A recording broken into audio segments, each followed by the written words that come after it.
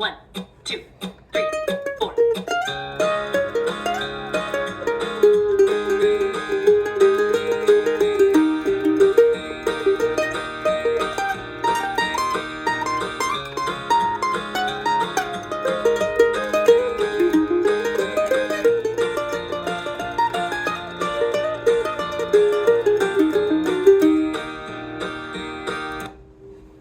Okay, so what you have there is a slowed down version of Harry Clark's break off Love We Gave Up off the new East Nash Grass album, All God's Children, which if you've not listened to that album yet, you should definitely get on it. It's super killer. Anyway, so this is a very cool solo with a lot of great ideas in it. They're mainly just pentatonic with some chord tones. With that being said, let's launch into the chords. So our verse chords are going to be, we're in the key of E flat. So we're going to be going from our 1, which is E flat, to our 4, which is an A flat, back to our 1, back to our 4, back to our 1 again, and then finally to our 5, which is a B flat. Okay? In our chorus chords, same chords, but we're adding one. We're adding a D flat, okay? Which is like taking your flat 7 and just making it a major chord to play over. You're very used to this if you're getting into bluegrass or are already in it. You're used to stuff like this from fiddle tunes like Salt Creek, okay? So our chorus chords are going to go like D flat, A flat, that's our 4, and then our 1, E flat. Then we're going back to D flat, back to our 4, and then up to our 5. Skipping the 1, just heading up to the 5. Alright, so those are the chords that make up the song. And without any further ado, let's get into the actual break itself. Alright, so what I'm going to do for this one is I'm going to slowly go over it phrase by phrase, but I'm not going to give a lot of context. It's basically just going to be the notes themselves. Then we're going to come back through it and talk about, how these how this is actually being employed and how we can use it to make ourselves better musicians. So, anyway, let's start with our pickup notes. And our pickup, phrase is going to sound like this. So we have as an E flat, 6th fret on the A string. Now we go to the D string. We have a D flat on the 11th fret, and then we have a B flat on the 8th fret on the D string.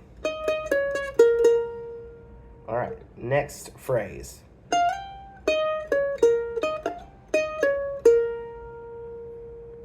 All right, so that is roughly the same thing, except before we just do 6, 11, 8, we are going to slide up to the 10th fret first.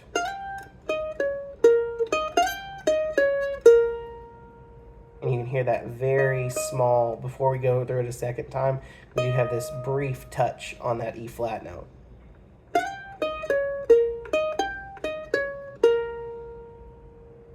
All right, next phrase.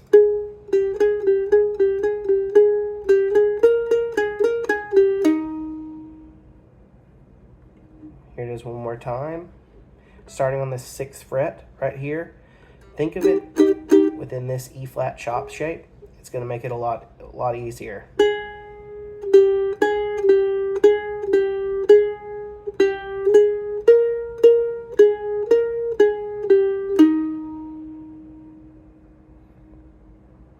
Okay, next phrase. This is a long chain triad phrase that if you practice these before, will be really simple, and if you haven't, it might be a new experience. So basically, we're going to move from this chop,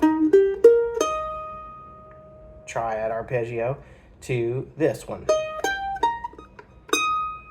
Okay? And it's going to sound like this, though.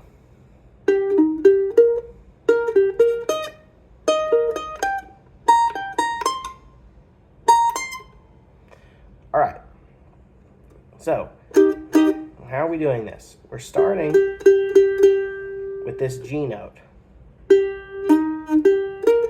5, A, 8, 5, 8. Now we have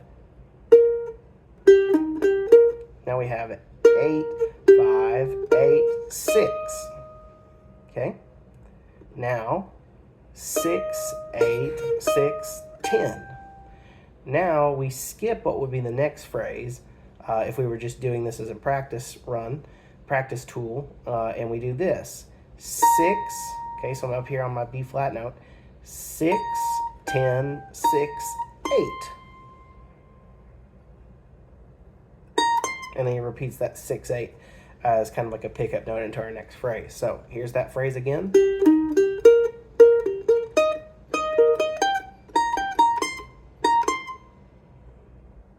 All right. Next phrase after this.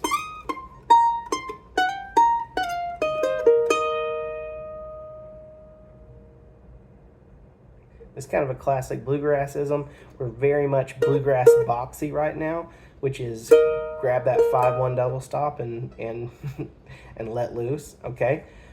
So our note heading into this, we're sliding up to the 11th fret, right, on the E string. 8, 6, 8. Slide up to the 10th fret from the 8th. 6. Now slide back into the 8th fret. 6, 10, 8, 6.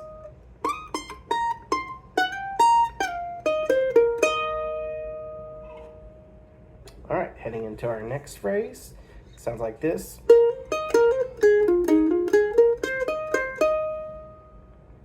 All right, so we start out with an 8 to 10th fret hammer on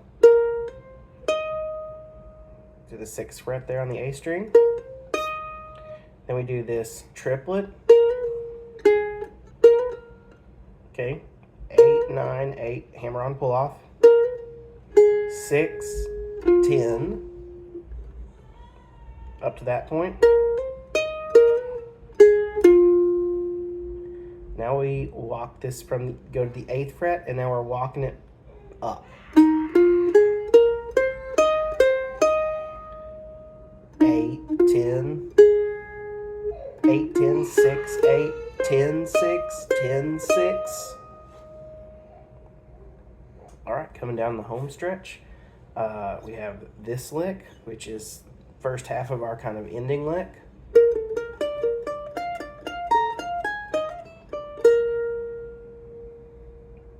Which really we can think of this out of this B flat shape, but we're going to be throwing in what would be the flat 7 to the B flat. Okay, our natural 4 for an E flat. Okay, so we have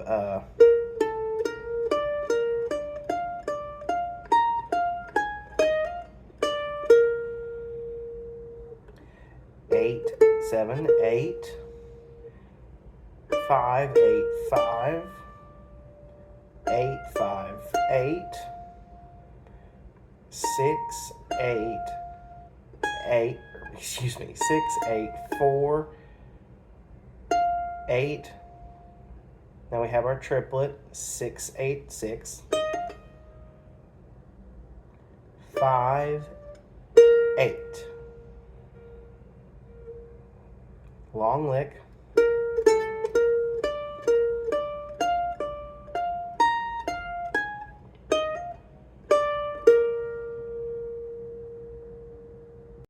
All right. If you're still with me, here's the final lick of the song. So we have a triplet, 5, 6, 5. Then we have 8, 6, 5, 8, 6 on the D string, 5 on the A string.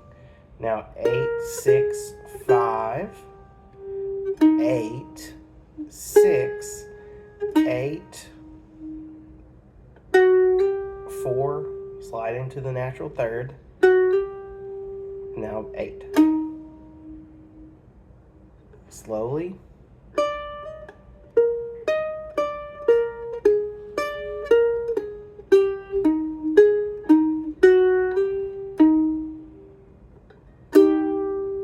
And that's the end of the break. Okay, so as far as breaking down this break and some of the observations I have about it, I've really only got, two or three, but like, let's talk about a big one right off the bat, which is use of double stops. And you might look at this and be like, well, I didn't really hear a bunch of double stops in that. And that's true. You didn't hear like just straight tremolo. But how I like to approach the mandolin fretboard in general is through double stops that I need to complete to create a triad. Okay, well, let's back that up a little bit, which is just to say, to outline a chord, I need a triad, the 1, 3, and 5, right? Let's take C, and then we'll move back to E flat. Okay, so if I play a C triad, I need a C, an E, and a G, right? And then to close it again, if you want to think of it that way, I have another C on top, right? So 2/3, when you put 2/3 of a triad together, you are creating a double stop. So it could be a 1-3, it could be a 3-5, it could be a 5-1. Beyond that, it starts getting a little odd, but in general, your three double stop shapes that you're wanting to think about are a 1-3, a 3-5, or a 5-1. Okay, so if we're thinking about this, I'm hoping my cat doesn't jump up to my lap. If we're thinking about how this break begins, what do we have here? We have a double stop. We have a 5-1 double stop in E flat, right? Okay. Now this is kind of housed under the umbrella of this big chop shape, right? Because think about your triad that you just did. 1, 3, 5, 1. Well, if I remove the top 1 and 3, there are what? There it is, right? Now, when a lot of bluegrass players use this this double stop, or are thinking out of this double stop, if you want to think of it like that, there's a trick you have that's pretty nice here, where if you think about this 1, well, what's 2 notes behind your 1? It's a blue note called a flat 7. Okay, so that can alter your triad from this, or excuse me, your double stop from this to this, right? And more importantly, if you think about this being housed under this chop shape, our like classic Monroe shape, right? That means also around that chop shape, around that classic Monroe thing, then we would have this flat 7, this flat 3rd. We actually have a minor sounding double stop right there, 5 and flat 7. And if I just play through that up back to my 1 with a flat 3rd, it's going to be a minor pentatonic.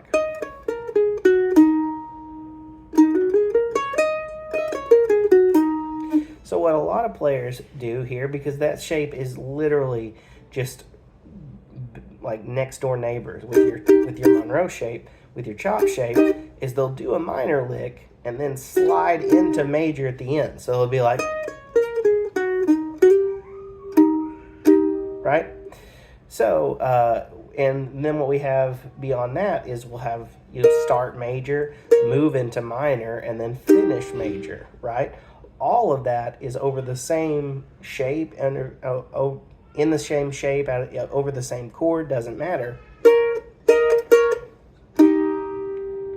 So it might sound something like this. I'm going to start with major, now to minor,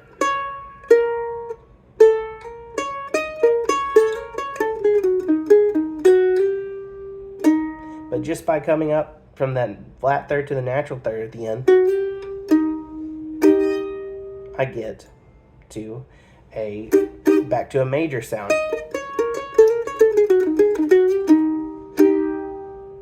Okay? All right. So that's kind of a long-winded, excuse me, I'm so sorry. That's kind of a long-winded idea that initially comes to mind. when he grabs this. But what makes this interesting is that here he's grabbing his flat 7 up here. And yeah, you could totally play this opening lick by using this flat 7 instead of this one. It's not terrible or anything. If anything, it feels better, right? But here's what you run into with the next part. Our next note is we are sliding into this oh my goodness, into this G note. Excuse me, I'm going to blame my sickness for that. We're sliding into this G note. And so that lays out a lot better this way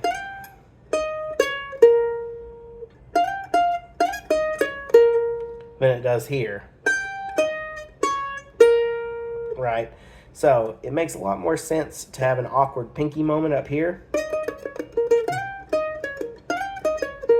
than to try to do the acrobatics that are up there. But anyway, always a big fan of thinking about a double stop and really understanding your tonal capabilities out of the double stop, and thinking about this upper register flat 7 is actually pretty neat to me. I really like that. All right, another thing you can take from this break is this chain triad lick that Harry does. So what's happening there is you're basically connecting this chop shape with what I call the octave shape, okay? So your chop shape, I think of it as this arpeggio. And I think of another option as an octave shape. They're both 1, 3, 5, 1 arpeggios.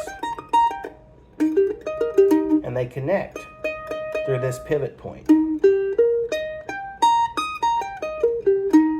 If you need some outline on frets there, we have 8, 5, 8, 6, 10, 6, 11.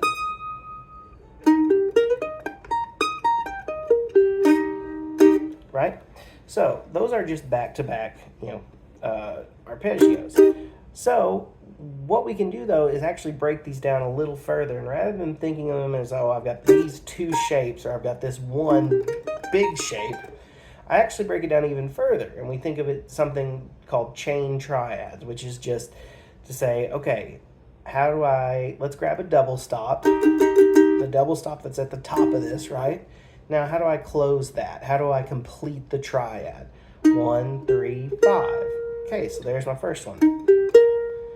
All right, so now let's keep going. Let's say I was playing my triad, but I've got to start from the 3. There it is, right? Now we played both. All right, now next one, 5, 1, 3. Next one, 1, 3, 5. Next one, 3, 5, 1. Right? So you could.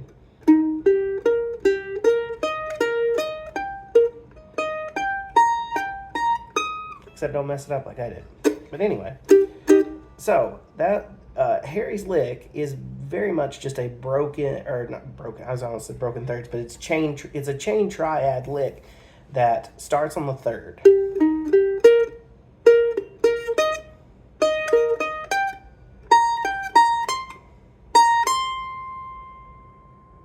And that allows him to move up into his next lick.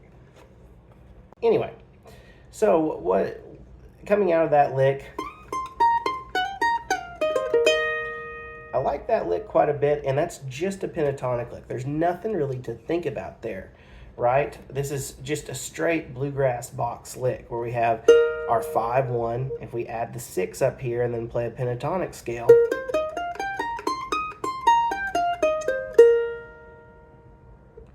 and that just becomes a standard bluegrass box that we can kind of just like wail over. If you really want to make it interesting, all you actually have to do with this shape to really sound bluegrassy forever is locate your flat 3rd and flat 7. In this case, think about your octave shape, arpeggio here. 1, 3, 5, 1. Well, from your 3, your flat 3rd's a half step back, and from your 1, it's a full step back, okay? A flat 7's a full step back. So your flat 3rd and your flat 7 are right on top of each other. And generally you want this rule of messing with this where you want to always think kind of flat third up, flat third down, where you don't really want to land on that flat third. It can kind of sound harsh, but you want to go up and down, and you get some bluegrass sound, right? So an example of that is, I'm thinking in terms of this bluegrass box. That was a really flat 30 lick. If I wanted to throw the flat 7,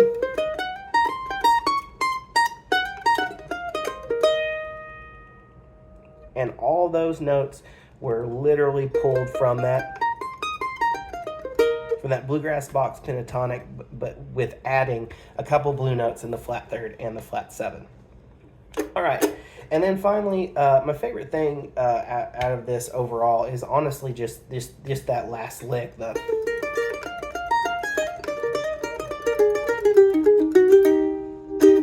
I always love a good turnaround lick that isn't, how do I even put this, that it didn't even really feel like I moved that much to it, okay? Like, before I know it, I'm back on the 1, but I really was thinking out of the 5 the whole time. So in this case, we have our 5, and this point is our B flat. But he's altering this a little bit, because if we're thinking about our E flat major scale, we've got to have that A flat in there. We've got to have our 4 in there, right? And so that is the only difference between what he's doing in just playing like a B flat, lick out of a B flat,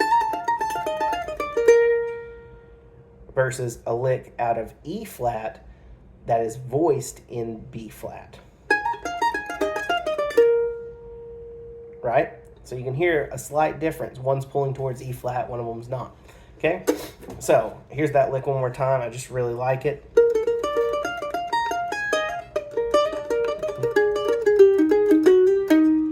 And it just walks itself right up really perfectly from this 1-3 double stop into this 1-3 double stop. 5 to 1. That's easily my favorite thing he does. That's a good lick to steal. It's also a good lick to move around into other keys, okay? Because you think about this is E flat. How many people do you know that are sitting around in their jams in E flat, you know? I don't have a lot of students that talk about they really want to learn E flat, you know? So, but I do have a lot of students that want to feel comfortable in C or G or something, okay? So let's imagine this now. Let's say that this is my target, C, right? And I know I've got this 5-1 turnaround in C. So what am I going to do? I'm going to start in G, but I'm going to make sure I have this natural 4 note for C here, okay?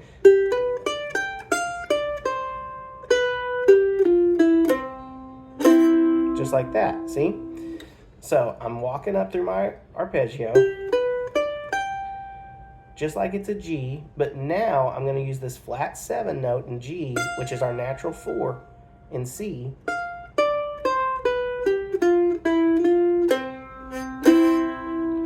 And that kind of takes me from my 5 to my 1. Right?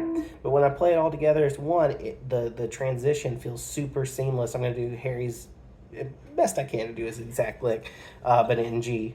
So, not practiced this one yet. We'll see how it goes.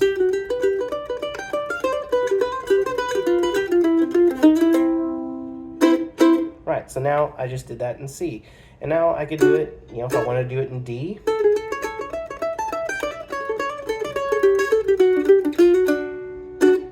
I just found my D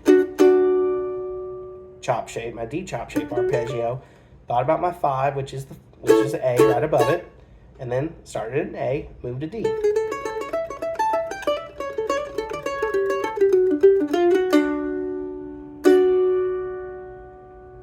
All right, all that might be too complicated and poorly explained, but hopefully it's not. Hopefully you get the gist of it. I really, really like this break, and I really, really like Harry's playing. So, yeah, I will see you next week. Thanks for stopping by. Thanks for watching. Subscribe to Patreon. It helps a lot. I guess I should pitch that.